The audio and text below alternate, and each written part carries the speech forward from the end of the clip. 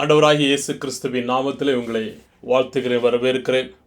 பிரியமானவர்களே, நாம் கடந்த நாட்களிலே எபேசியர் எழுதின நிருபத்திலிருந்து நாம் தியானிக்க ஆரம்பித்தோம். இன்றைக்கு எபேசியர் 2வது அதிகாரத்திலிருந்து வசனம் 1 முதல் 10 வரையிலும் மரணத்திலிருந்து ஜீவன் என்கிறதான தலைப்பில் கொஞ்ச நேரம் நாம் தேவனுடைய வார்த்தைகளை தியானிக்க போகிறோம்.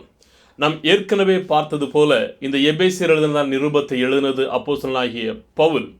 யாருக்கு எழுதுகிறார் என்று சொன்னால், எபேசியர் திருச்சபைக்கு எழுதுகிறார். எப்படிப்பட்ட சூழ்நிலையை அவர் எழுதி ஊக்கப்படுத்துகிறார் என்று சொன்னால், அதிகாரம் 1 பார்க்க முடியும். இந்த விசுவாசிகள் தங்களுக்குள்ளதாக காணப்படுகிறதான ஆவிக்குரிய ஆசீர்வாதங்களை இவர்கள் அறிந்து கொள்ள வேண்டும், இவர்கள் புரிந்து கொள்ள வேண்டும். கீழே வருகிறதான போது நம்முடைய ரட்சிப்பு எப்படிப்பட்டது என்கிறதை எடுத்துரைக்கிறார். அது 1வது அதிகாரத்திலே கடைசி பகுதிகளிலே வருகிறதான போது, இந்த விசுவாசிகளுடையதான கண்களை திறந்தருளும் ஆண்டவரே, என்றால் மாத்திரமே அவர்கள் ஆவிக்குரிய காரியங்களை பார்ப்பார்கள் என்கிறதை சொல்லி, இந்த ஜனங்களுடைய விசுவாசத்திற்காக ஸ்தோத்திரம் செலுத்தி இந்த ஜனங்களுக்காக அவர் ஜெபிக்கிறதை பார்க்க முடியும். இந்த 2வது அதிகாரத்திலே மரணத்திலிருந்து ஜீவன் என்கிறதான ஒரு முக்கியமான ஒரு பகுதியை பார்க்க முடியும். எப்படி என்று சொன்னால், நாம் எப்படிப்பட்டவர்களாக வாழ்ந்து வந்தோம், தேவன் நம்மை எதற்காக மீட்டெடுத்தார், என்ன செய்தார், எப்படி செய்தார், நம்முடைய அடையாளம்தான் எப்படி இருக்கிறது என்கிறதை இதில் நாம் பார்க்க முடியும். ஒரு முக்கியமான பகுதியை நாம் இதில் புரிந்து கொள்கிறது என்னவென்று சொன்னால், விசுவாசிகள் அநேக நேரங்களிலே நினைப்பார்கள், அவர்கள் கிறிஸ்தவர்களாக காணப்படுகிறதான போது எல்லாமே ஒரு நல்ல விதமான சூழ்நிலையாக காணப்படும் என்று சொல்லி. ஆனால் இந்த வசனங்களிலே இங்கு அப்போஸ்தலனாகிய பவுல் சொல்லுகிறார், நம்முடைய வாழ்க்கை ஒரு வியாதிப்பட்டதான நிலைமையிலே காணப்படவில்லை, நம் மரித்ததான நிலைமையிலே காணப்பட்டிருக்கிறோம். நம்முடைய வாழ்க்கை கிறிஸ்துவுக்குள்ளதாக அது மரித்ததாக காணப்படுகிறது. இப்போது இந்த வசனம் 1 10 வரையிலும் பார்க்கும்போது, வசனம் 1 3 வரையிலும் நமது கடந்த கால நிலை எப்படி இருந்தது, பாவத்தில் மரித்தவர்களாக இருந்தோம், அக்கிரமங்களினாலும் பாவங்களினாலும் மரித்தவர்களாக இருந்த உங்களை உயிர்ப்பித்தார். அவைகளில் நீங்கள் முற்காலத்திலே இவ்வுலக வழக்கத்திற்கு ஏற்றபடியாகவும் கீழ்ப்படியாமையின் பிள்ளைகளிடத்தில் இப்போது செய்து வருகிற ஆகாயத்து அதிகார பிரபுவாகிய ஆவிக்கேற்றபடியாகவும் நடந்து கொண்டீர்கள். அவர்களுக்குள்ளே நாம் எல்லாரும் முற்காலத்திலே நமது மாம்ச இச்சையின்படி நடந்து நமது மாம்சமும் மனசு விரும்பினவைகளை செய்து சுபாவத்தினாலே மற்றவர்களைப் போல கோபாக்கினையின் பிள்ளைகளாக காணப்பட்டோம் என்று வேதம் சொல்லுகிறது. பவுல் சொல்லுகிறார், நாம் ஆவிக்குரிய நிலைமையிலே மரித்தவர்களாக காணப்பட்டோம். நம்முடைய சரீர பிரகாரமான வாழ்க்கையில் அல்ல, ஆவிக்குரிய நிலைமையிலே மரித்தவர்களாக இருந்தோம். எப்படி? அக்கிரமங்களினாலும் பாவங்களினாலும் மரித்தவர்களாக இருந்தோம். இவ்வுலகத்திற்கேற்ற வழக்கத்தின் பிரகாரமாக நாம் வாழ்ந்தவர்களாக இருந்தோம். கீழ்ப்படியாமையின் பிள்ளைகளாக இருந்தோம். ஆகாயத்து அதிபதியாகிய பிரபுவாகிய பொல்லாத கிரியைகளிலே நாம் ஈடுபட்டு அதன் பிரகாரமாக நடந்தவர்களாக இருந்தோம். மாம்ச இச்சைகளை நிறைவேற்றும்படியாக அதன் பிரகாரமாக நடந்தவர்களாக இருந்தோம். மாம்சம் எவையெல்லாம் விரும்பினதோ அவைகள் எல்லாவற்றிற்குமே நாம் ஓகே என்று சொல்லி அதற்கு ஈடாக நாம் நடந்தவர்களாக இருந்தோம்.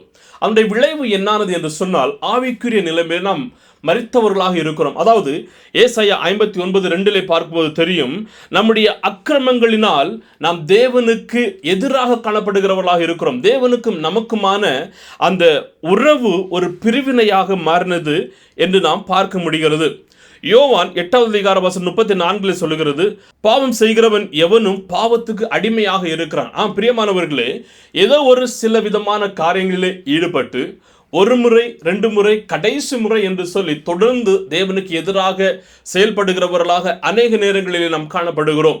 அப்படி இருக்கும்போது அது என்ன ஆகிறது என்று சொன்னால், அந்த பாவத்திற்கு அடிமைப்பட்டவர்களாக காணப்படுகிறோம். அதாவது உலகத்திற்கு நாம் ஈடுபடுகிறவர்களாகவும் பொல்லாங்கனுடைய செயல்களிலே நாம் நிறைவேற்றுகிறவர்களாகவும் நம்முடைய மாம்சத்திற்கு நாம் ஈடுபடுகிறவர்களாகவும் காணப்பட்டு தேவனுக்கு எதிராக எழும்புகிறவர்களாக காணப்படுகிறோம்.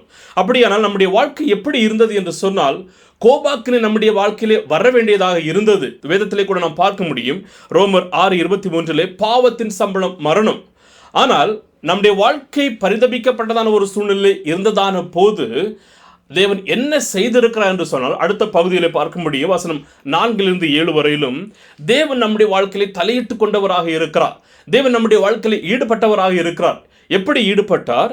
அவருடைய இரக்கத்தின் ஐஸ்வர்யத்தை நம்முடைய வாழ்க்கையிலே காட்டி இருக்கிறவராக இருக்கிற வசனம் 4 முதல், தேவனோ இரக்கத்தில் ஐஸ்வர்யம் உள்ளவராய் நம்மில் அன்பு கூர்ந்த தம்முடைய மிகுந்த அன்பினாலே அக்கிரமங்களினால் மரித்தவர்களாகி இருந்த நம்மை கிறிஸ்துவுடனே கூட உயிர்ப்பித்தார். கிருபையினாலே இரட்சிக்கப்பட்டீர்கள். கிறிஸ்து இயேசுவுக்குள் அவர் நம்மிடத்தில் வைத்த தயவினாலே நம்முடைய கிருபையின் மகா மேன்மையான ஐஸ்வர்யத்தை வருங்காலங்களில் விளங்க செய்வதற்காக கிறிஸ்து இயேசுவுக்குள் நம்மை அவரோடு கூட எழுப்பி உன்னதங்களில் அவரோடு கூட உட்காரவும் செய்தார். நம்முடைய வாழ்க்கையிலே நாம் இப்படியெல்லாம் தான் வாழ்ந்து வந்து நாம் மரணத்தை சந்தித்திருக்கிறவர்களாக இருக்கிறோம். ஆனால் 4வது வசனம் ஆரம்பிக்கும் போது சொல்லுகிறது, தேவனோ இந்த உலகத்தில் உள்ளதான எந்த ஒரு மனிதர்களோ நம்முடைய வாழ்க்கையில் தலையிடவில்லை. ஆனால் தேவன் நம்முடைய வாழ்க்கையில் தலையிட்டார். எப்படி? அவருடைய மிகுந்த அன்பினாலே, மிகுந்த அன்பை நம் மீது வைத்ததினாலே, அவருடைய இரக்கத்தின் ஐஸ்வர்யத்தினால் கிறிஸ்துவோடு கூட நம்மை உயிர்ப்பித்தார்.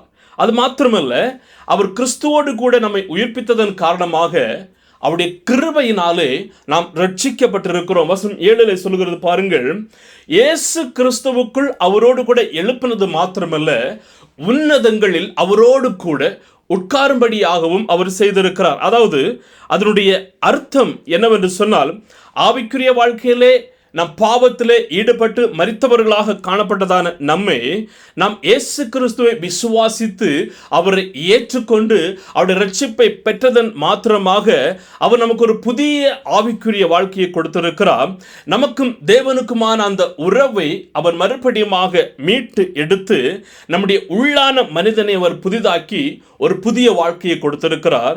அதோடு கூட மாத்திரமல்ல, கிறிஸ்துவோடு கூட அவர் நம்மை எழுப்பி இருக்கிறவராக இருக்கிறார். அது எப்படி? நாம் நம்முடைய சொந்த செயலினாலும் சொந்த ஆசைகளினாலும் விருப்பங்களினாலும் நாம் கட்டுப்பட்டு விடாத படிக்கு அவைகளிலிருந்து மீண்டு வரத்தக்கதான ஒரு வல்லமையும் ஒரு அதிகாரத்தையும் நமக்கு அவர் கொடுத்திருக்கிறார். அந்த வல்லமை நம்முடைய வாழ்க்கையிலே ஒரு புதிய வாழ்க்கையை வாழும்படியாக உதவி செய்திருக்கிறது. அதோடு கூட முடியவில்லை, அவரோடு கூட உன்னதங்களில் உட்கார வைத்திருக்கிறார். அதனுடைய அர்த்தம் என்னவென்று சொன்னால், தேவன் நம்மை ஏற்றுக்கொண்டிருக்கிறார். கிறிஸ்துவுக்குள்ளதாக நமக்கு ஒரு புதிய அடையாளத்தை கொடுத்து மகிமையினாலும் கனத்தினாலும் நம்மை அவருடைய உயிர்த்தெழுதல் நிரப்பி இருக்கிறதாக காணப்படுகிறது. தேவன் உங்களை மன்னித்ததோடு மட்டுமல்ல, கிறிஸ்துவோடு உயிர்ப்பித்து அவரோடு எழுப்பில் பரலோகத்திலே அவரோடு கூட உட்காரவும் செய்திருக்கிறவராக இருக்கிறார். அதோடு கூட அவர் விட்டுவிடவில்லை.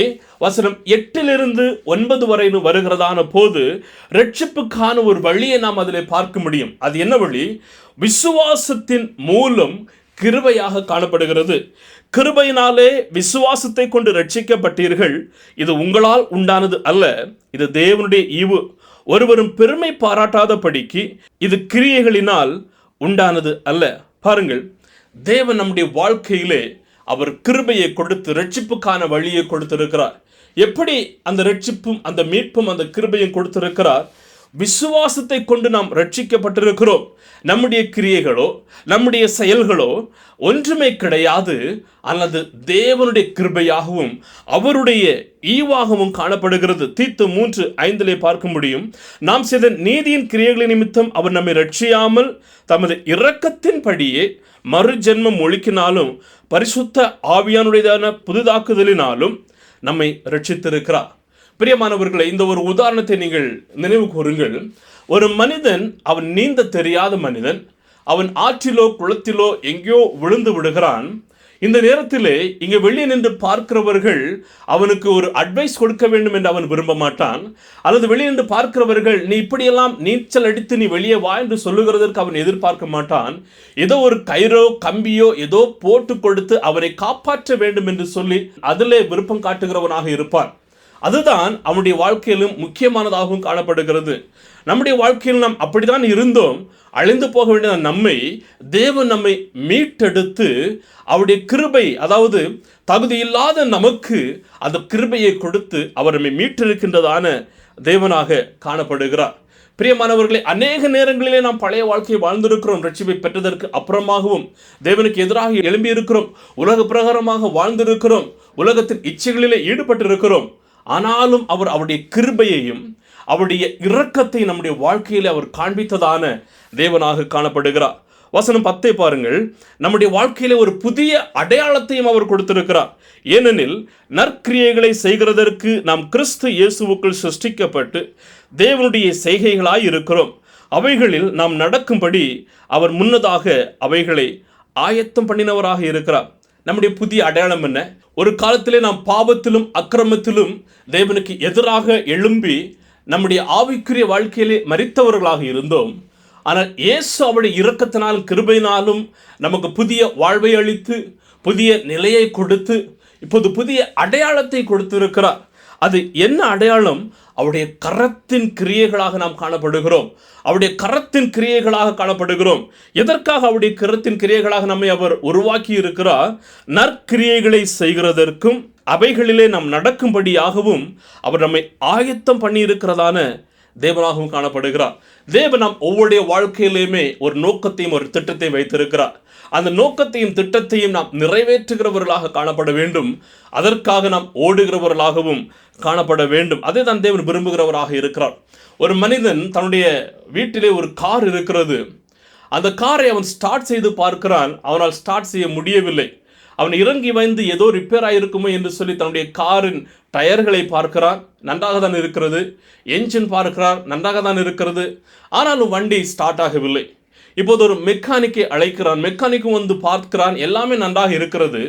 ஆனால் கடைசியில் அந்த மெக்கானிக் சொல்லுகிறான், உங்களுடைய காரினுடையதான அந்த பேட்டரி அது சார்ஜ் இல்லாமல் இருக்கிறது. இப்போ இந்த மெக்கானிக் இன்னொரு காரை கொண்டு வந்து அந்த காரில் இருந்து ஜம்பர் கேபிள் கனெக்ட் பண்ணி இப்போது இந்த காரின் பவர் வரும்படியாக அவன் உதவி செய்கிறான். இந்த காரும் சார்ஜ் ஆகிறது, ஸ்டார்ட் ஆகி அது நல்ல முறையில் செயல்படுகிறதாக இருக்கிறது. அதே போலதான் ஆவிக்குரிய வாழ்க்கையில நாம் மரித்து போயிருந்தோம். விசுவாசம் வைக்க முடியாமல் இருந்தது, தேவனை தேட முடியாமல் இருந்தது, ஜெபிக்க முடியாமல் இருந்தது, வேதம் படிக்க முடியாமல் இருந்தது. ஆவிக்குரிய வாழ்க்கையில சீரோவாக உயிர் இழந்தவர்களாக இருந்தோம். ஆனால் அவருடைய இரக்கத்தினாலும் கிருபையினாலும் நமக்கு ஒரு புதிய வாழ்க்கையை கொடுத்து நம்முடைய ஆவிக்குரிய வாழ்க்கையை இந்த தேவன் புதுப்பித்தவராக இருக்கிறார். எனவே இன்றைக்கு நீங்களும் நானும் இந்த தேவனுக்காக எழும்பி பிரகாசிக்க வேண்டியது அவசியமானதாக காணப்படுகிறது.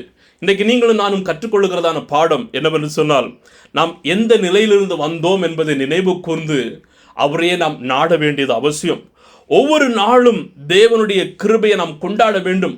காலைதோறும் அவருடைய கிருபைகள் புதிதாக இருக்கிறது, அதை நாம் கொண்டாட வேண்டும். பழைய விதமான வாழ்க்கையை நாம் ஒருமுறை அவரை ஏற்றுக்கொண்டதற்கு அப்புறமாக அதை வெறுத்து ஒதுக்கி நிராகரிக்கிறவர்களாக காணப்பட வேண்டும். நம்முடைய வாழ்க்கையிலே ஒரு நோக்கத்தோடு கூட ஓட வேண்டியது அவசியம். உங்களுடைய விசுவாசத்தை முழுமையாக கிறிஸ்துவில் வைக்கிறவர்களாக காணப்பட வேண்டும். இன்றைக்கு ஆவிக்குரிய ரீதியிலே நாம் மரித்தவர்களாக இருக்கிறோமா, அல்லது கிறிஸ்து நமக்கு கொடுத்ததான அந்த புதிய வாழ்க்கையை நாம் வாழுகிறவர்களாக காணப்படுகிறோமா? இன்றைக்கு தேவன் அவருடைய கிருபை நம்முடைய வாழ்க்கையிலும் அளிக்கிறவராக இருக்கிறார். அந்த கிருபையை பெற்றுக்கொள்ளுகிறதற்கும் அதோடு கூட வாழுகிறதற்கும் நீங்களும் நானும் ஆயத்தமுள்ளவர்களாக காணப்பட வேண்டும். கர்த்தர் தாமே நாம் ஒவ்வொருவருக்கும் அந்த கிருபை கொடுப்பாராக. ஆமேன், ஆமேன். God bless you.